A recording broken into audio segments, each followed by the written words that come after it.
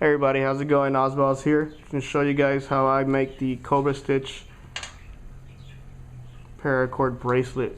I did two colors today, green and orange, kind of Ninja Turtle style. But when you want to check your wrist, I have a 7.5 inch wrist, but you can just do this. Wherever this ends up, pinch it, go back here, loop it over again, and just give it extra, slack, so when you do the knot it doesn't fit you too tight, because once you make the knot at the end it's gonna shorten up your middle strand and you end up not having enough to tie it, and then it'll be too tight. So again, just over your wrist, over about a good inch right there, and just cut it. You don't have to do the knot, you can leave it. I usually like to make it just to make sure it's enough, and it's a simple overhand knot. I guess what I've been seeing here everybody else doing. Just loop it, push the knot all the way to the bottom, put it on. Once you start weaving the two colors, this eventually shrinks a bit, so you want it to still fit you kind of loose, just like that. Now two colors again. Put the green away here. Is in a candle for right now, just to cinch the colors. What you want to do is just join them together. Careful on burning your fingers a lot. Leave the strands here. A couple tricks others that I've seen too is you can we'll just pull this one out a bit, cut the strands, pull this out. What you want to do is kind of tuck in the other color into the paracord. That way when they cinch together it's got a good seal, so there's not a lot here. Just open it up. Your other color, burn it a little bit. Actually, these tend to get in the way, so you can cut it, singe it a bit, and just tuck this one in here like this. Cover it up. Once you put it together, I always like to do the darker color on the outside, so when you singe it, you don't get that thickness. If you burn it too much, it's not going to stick well, but you just want to make sure that they do connect. Once they're stuck together, let's see here, like this. Again, be careful you don't burn yourself.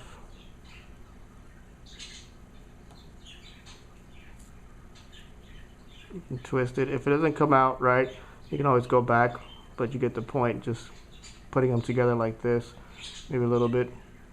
Once they go in, you're not really going to be pulling on it, so you don't have to worry about it being too tight. There you go. Get this out of the way here. So once you have your two colors cinched together, easy way. Everybody always has some kind of machine or something. It's always nice to do it freehand, because you could be watching a video, sitting at the couch, TV, dinner table, whatever. You always want to make sure you can do it like easily, hold it in hand. What you have to remember, like everybody else says, is when you start weaving, which color you want in the middle. This one we want green in the middle. The easiest way I remember, I believe, it's over, over, and under. Always the first one, you want to leave it a little bit kind of loose, again not pulling, so the back ones won't come undone. But you have your outside and you have your green color. Here the knot, again, don't do it too high or too low. You can go back and scoot it up later. So whichever side you left your knot, again, you go over, over, and then under the back.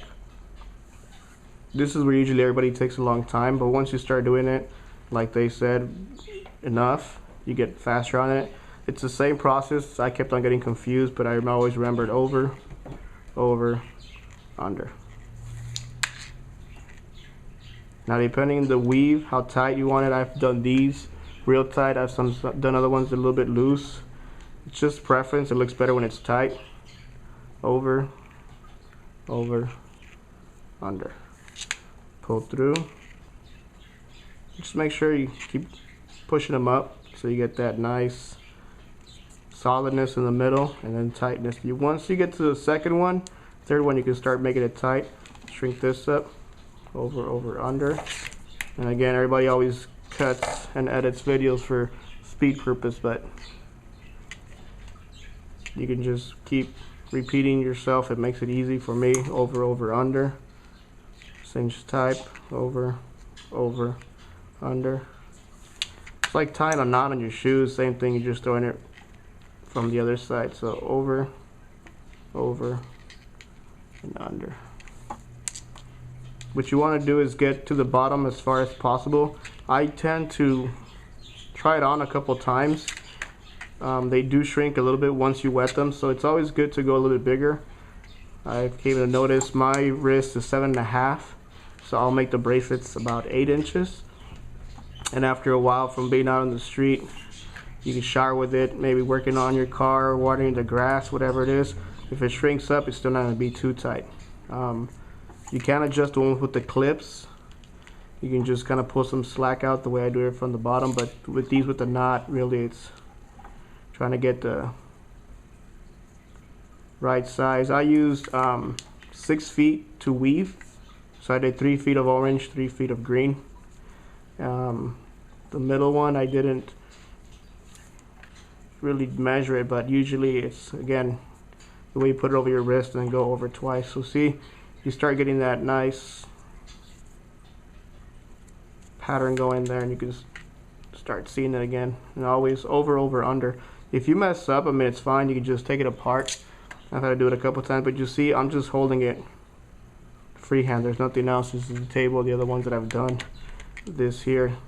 So if you get up and you have to go somewhere, I've walked around the store with these halfway done. People tend to like them. They'll see them and ask. Carry this as a key fob, keychain, and then you just go and finish it. If you're standing in line doing something, you can do your little weaving here. So it takes a while, but once you start doing it more, like everybody else, they say, you do get better. I do want to say I did get this design from JD, I believe JT, from Tying It All Together. There's Paracordist and a couple of other kids out there make it pretty easy, so thank you guys. Again, this is just my version of it with the knot. I do have also some other monkey fist I'm working on just to try and kind of get them out there. Maybe thinking about selling them.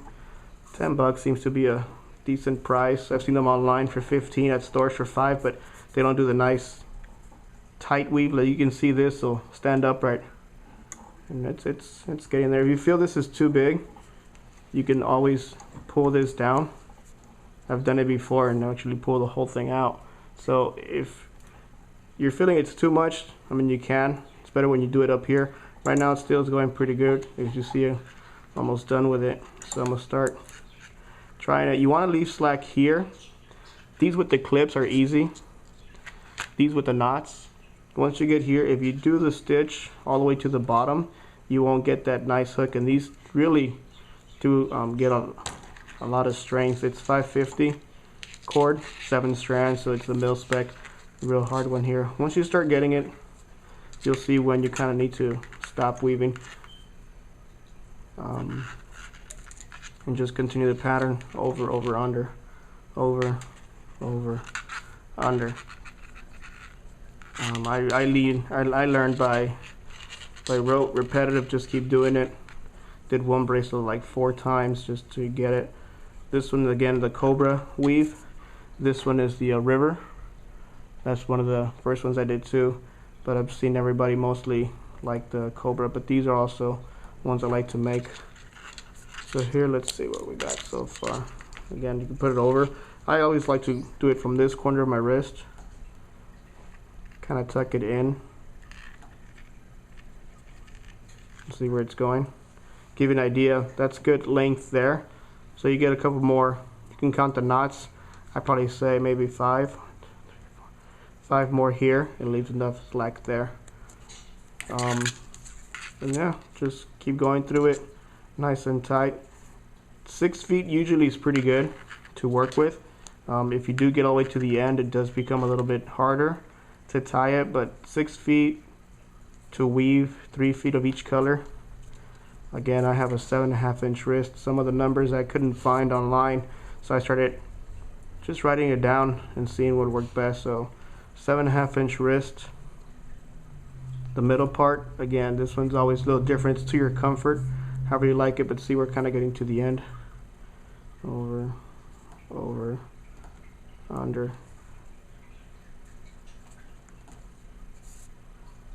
It's a little loose up here, but you get the idea.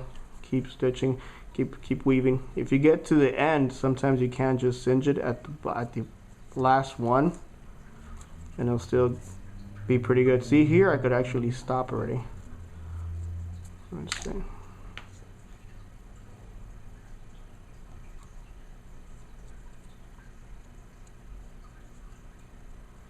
Yeah, see, that's not bad. And this eventually, once I wet it, I wear them on purpose. You can wear them to the shower, watering the lawn, whatever you're doing. This knot, since we didn't tighten it up all the way, you still can scoot it back and you can stop it there. But remember, you want to have enough space for it to go through. So this, I'll go ahead and end it there. Make this knot a little bit tighter. And again, you don't have to make this knot. You can wait to the end. You can adjust it. Another video I had seen, it's true, sometimes people did call midways on making one, and they said, hey, can you make me one for a 6.5 inch wrist? So then you just start cutting back on the size you need to make it here. Let me do this. Gotta be careful with these. If you don't cinch the bottom, you'll end up with this. Sometimes can be annoying. Kind of hard to work with. Let me see if I can cinch it a little bit, just so I can tie it off. But yeah, if you guys have any questions, comments, concerns, I appreciate it. I'm just kind of starting it off with other videos I've seen. Just trying to make it easy to make the knot. So again, go over. See, I kind of have one short strand, so this might be a little difficult. One of the things about this too, it's kind of nice. It's pretty calming. You got a little time on your hands, something to do. Go out to the store, go out for a walk, maybe take some of the paracord and gives you something to do. So there we go. Let's see. Got that knot in place. These two, pull them tight. Make sure you can check it one more time. I've noticed also they do come out different sizes. You try to get always the same one, so if somebody calls you, so there you go, that's pretty good.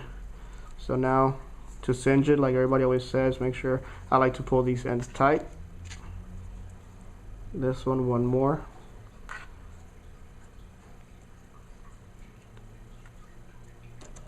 Cut the ends.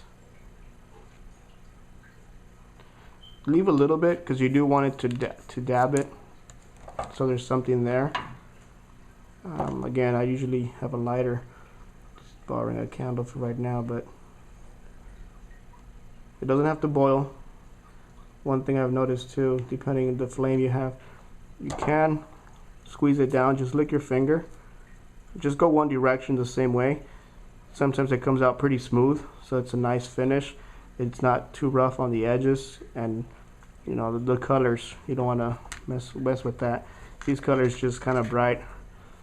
Walked out of the house, saw my turtle, Ninja Turtle. Who's this again? Donatello? Michelangelo. So maybe Michelangelo will be happy. Again, just clip here, pull it to the bottom. You can get as close as possible. Singe it. Now see, that's one thing you want to be careful with is the flame. It might mess up the color because of this. So maybe you can use a lighter. Get close to it, to the blue part. You can kind of let it boil, but again, be careful because it does get hot. Lick your finger, dab it down. These so far I've done, I don't know, a good 15 or 20, and I haven't had anybody tell me that they've come off. So again, just cut it. A nice pair of scissors always is great. Turn it on, singe it. So I always like the blue part, I've noticed, of the flame. The lower you get, it doesn't char the ends. Lick your finger, tap down, and just kind of rub it this way. so you kind of can still see the color of the green paracord there. So I'm gonna make this video done. Sorry, too long already. Hope you guys enjoy. Subscribe, send me comments, and maybe start selling these $10. Thank you guys.